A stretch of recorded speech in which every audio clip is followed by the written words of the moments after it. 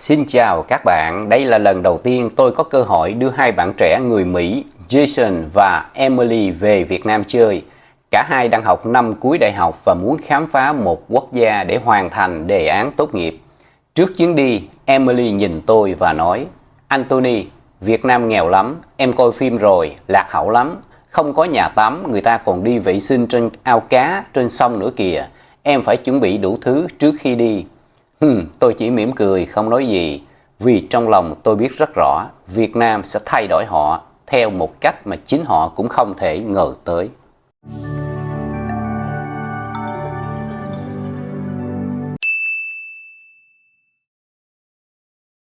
Jason và Emily là sinh viên đại học George Mason University ở tiểu bang Virginia.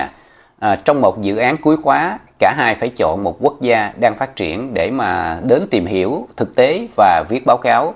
Và họ chọn Việt Nam. Không phải vì yêu thích mà vì họ nghĩ nơi đây là nghèo, lạc hậu, thiếu tiện nghi.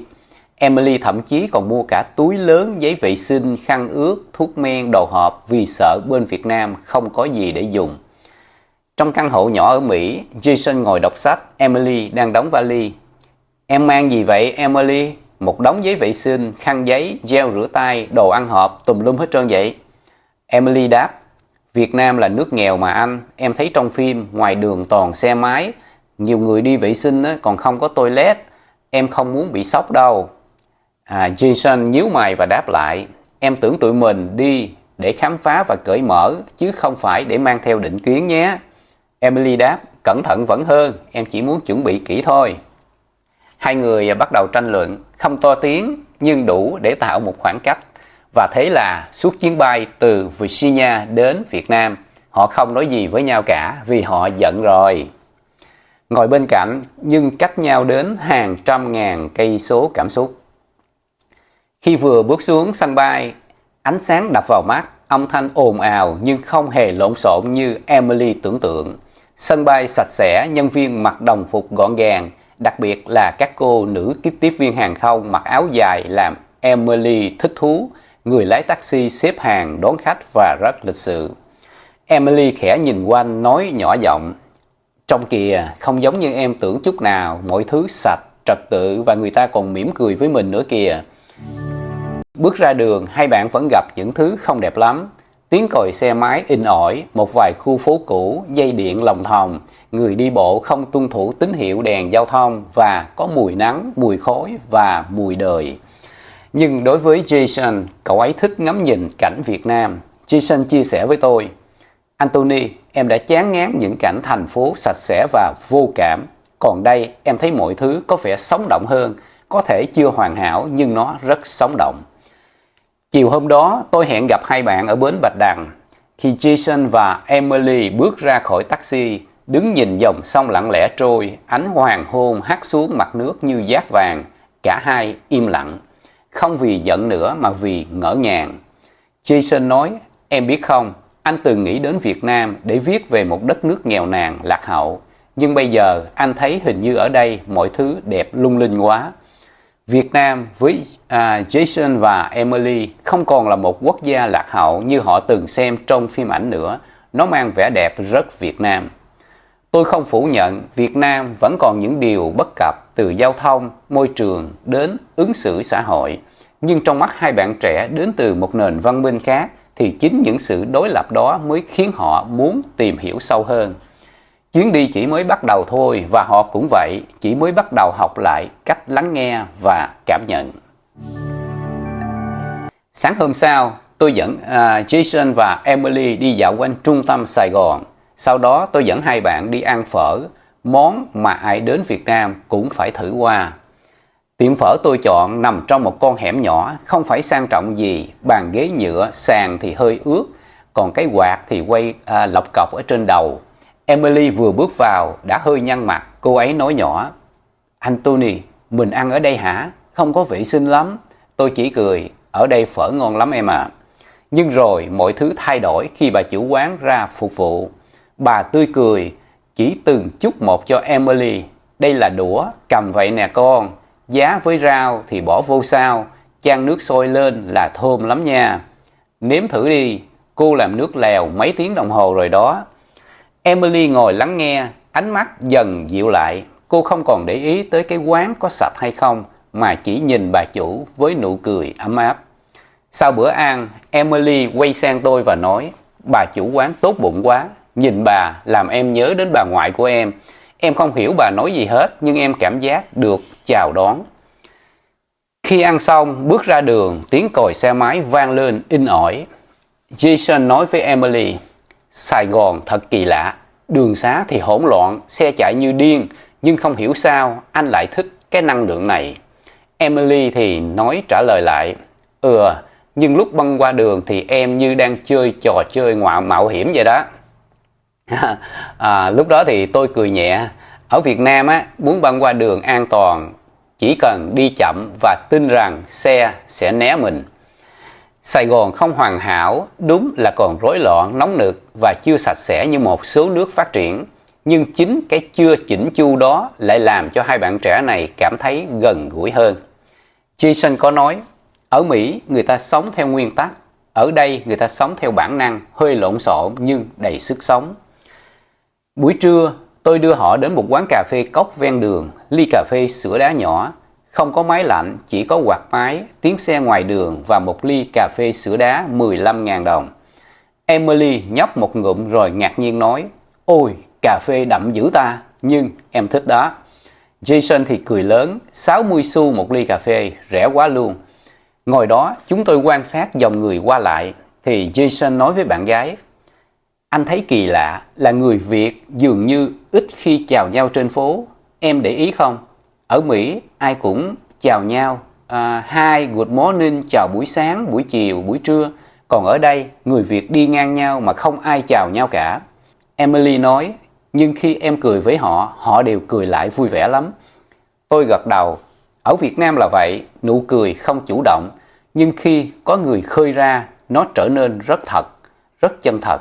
Sài Gòn không chào đón bằng thảm đỏ, nhưng chào đón bằng một tô phở nóng, một nụ cười âm thầm từ người bán hàng rong và một cách sống không vội chứng minh điều gì với thế giới. Jason và Emily đã không còn sợ Việt Nam như ban đầu. Họ bắt đầu nhìn nhau bằng ánh mắt bớt giận và bắt đầu háo hức cho chặng đường tiếp theo. Vũng Tàu, thành phố biển của gió và nắng. Chuyến xe lăn bánh từ sáng sớm băng qua những con đường rộng rãi. Có đoạn là quốc lộ mới, có đoạn đi ngang những hàng cây xanh rì, bụi chuối, mái nhà tôn, mái nhà ngói cũ. Jason cứ ngồi sát cửa kính nhìn mãi, như đang cố ghi nhớ từng khung cảnh mà trước đây cậu ấy chưa bao giờ nghĩ sẽ nhìn thấy ngoài phim tài liệu. Và rồi, Vũng Tàu hiện ra trước mắt. Không ồn ào như Sài Gòn, không mờ sương như Đà Lạt, không chói chang như Nha Trang. Vũng Tàu là một điều gì đó đủ đầy. Biển ở đây trải dài, nhẹ nhàng, hiền hòa như một người phụ nữ đứng tuổi, không quá sôi nổi nhưng có chiều sâu. Trên nền trời xanh nhạt, vài cánh diều bay lơ lửng, trẻ con đùa giỡn. Còn phía xa xa là những chiếc thuyền đánh cá đang thong thả trở về. Jason đứng yên khá lâu trước biển, không nói gì. Tôi không hỏi vì tôi biết đôi khi những điều đẹp nhất người ta chỉ cần lặng nhìn. Tôi dẫn hai bạn lên hải đăng Vũng Tàu, đứng từ trên cao, nhìn toàn cảnh thành phố nhỏ bé lọt thỏm giữa một bên là núi, một bên là biển. Jason nói với tôi sau đó, Anthony, lạ thật, không có những tòa nhà chọc trời, chẳng có công trình gì hoành tráng, nhưng lại khiến tôi thấy bình yên, một cảm giác mà tôi đã đánh mất từ lâu. Chúng tôi ghé một quán cà phê ven biển, cà phê phin, ngồi ngoài trời, nghe sóng vỗ và nhìn từng tốp người dân địa phương đi bộ thể dục, tay cầm túi đồ ăn, miệng cười nói tự nhiên. Ở Việt Nam, tôi nhận ra một điều, người dân nơi đây có thể không giàu tiền nhưng lại rất giàu cảm xúc. Nụ cười có thể xuất hiện bất cứ lúc nào, chỉ cần ánh mắt bạn chạm vào mắt họ. Jason không cần nói gì thêm, tôi thấy điều đó qua cách cậu ấy ngồi, lưng thẳng, mắt mở to và không còn cầm điện thoại như ngày đầu mới tới. Có những nơi không cần wifi cũng đủ kết nối và Vũng Tàu là một nơi như vậy. Sau vài ngày ngập nắng biển Vũng Tàu, tôi đưa Jason và Emily đến Đà Lạt, thành phố mộng mơ nằm giữa cao nguyên lâm viên. Chiếc xe khách lặng lẽ bò qua những cung đèo quanh co, hai bên đường rừng thông xanh mướt trải dài như bất tận. Không khí bắt đầu dịu lại, Mỗi lần mở cửa sổ, gió lùa vào là lạnh se sắt. Cái lạnh không khiến người ta co ro mà khiến lòng người dịu xuống. Jason lần đầu thấy sương mù bám vào cửa kính xe. Emily thì tròn mắt khi thấy hoa mọc ven đường, như ai vô tình rắc đầy sắc màu tím đỏ vàng lên từng bậc dốc quanh co. Đà Lạt không quá lộng lẫy nhưng lạ kỳ, nó như một bản tình ca mà bạn chỉ nghe hiểu sau vài lần lặng im. Chúng tôi thuê một căn villa nhỏ nằm bên đồi, mái ngói đỏ, tường trắng, trước nhà là một vườn cẩm tú, cầu đang nở rộ. Sáng sớm mở cửa ra là thấy sương như làn khói mỏng phủ kín khu vườn. Xa xa tiếng chim ríu rít, không xe máy, không còi xe, chỉ có tiếng thở của thiên nhiên. Tôi dắt họ đi chợ đêm Đà Lạt. Hai bạn trẻ ngạc nhiên vì giữa trời lạnh mà ai cũng tươi cười. Bắp nướng thơm lừng, sữa đậu nóng hổi. Còn tiếng rau dâu tươi Đà Lạt đây vang lên rất thật, không cần quảng cáo. Jason lặng người khi nhìn thấy đôi vợ chồng già ngồi bên nhau, không nói gì, chỉ ngồi bên nhau, chia nhau ly trà nóng. Emily bỗng dưng nắm lấy tay Jason một cách thật tự nhiên, không ai bảo ai. Tôi nghĩ Đà Lạt không làm người ta yêu nhau hơn, mà chỉ nhắc cho người ta nhớ rằng họ từng yêu nhau dịu dàng như vậy. Tôi về, ba người chúng tôi ngồi trên ban công, nhấm nháp ly trà gừng, trăng lấp ló sao rạng thông. Jason quay sang tôi hỏi: Anthony, em thấy như tâm hồn mình đang được hồi sinh vậy. Tôi chỉ cười, vì tôi biết Đà Lạt làm được điều đó, không cần cố gắng. Sáng sớm hôm đó, tôi đưa Jason và Emily ra sân bay Tân Sơn Nhất. Sài Gòn vẫn còn ngái ngủ, trời âm u nhẹ như thể thành phố cũng buồn bã vì sắp phải chia tay ai đó. Chiếc taxi chạy lặng lẽ trên đường Trần Hưng Đạo, không ai nói gì. Jason nhìn ra cửa kính. Emily tựa đầu vào vai anh, mắt nhắm hờ, có lẽ đang nhớ lại những buổi chiều bên bờ biển Vũng Tàu, những sáng tinh sương ở Đà Lạt, hay tiếng 1, 2, 3 vô vang vọng giữa những quán ăn ở Sài Gòn náo nhiệt. Tôi chỉ lặng lẽ lái xe và nghĩ chuyến đi nào rồi cũng sẽ kết thúc, nhưng những điều động lại thì không. Tới sân bay, tôi dừng xe, hai bạn trẻ xuống xe, mỗi người kéo một chiếc vali nhỏ. Jason bước đến ôm tôi thật chặt, không nói một lời. Emily đưa tôi một tấm bưu thiếp, mặt sau là hình bến Bạch Đằng, nơi ngày đầu tiên họ đặt chân đến Việt Nam. Cô viết: Việt Nam không chỉ thay đổi góc nhìn của tụi em về thế giới, mà còn giúp hai đứa tìm lại ánh nhìn dành cho nhau như thuở ban đầu. Tôi cười nghẹn ngào, đứng nhìn họ khuất sau cánh cổng an ninh.